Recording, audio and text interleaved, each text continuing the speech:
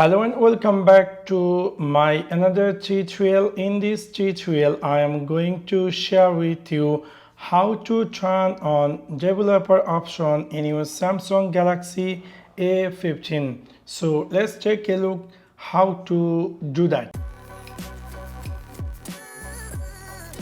You might be recently bought this Samsung Galaxy A15 and you are wondering how to turn on developer option.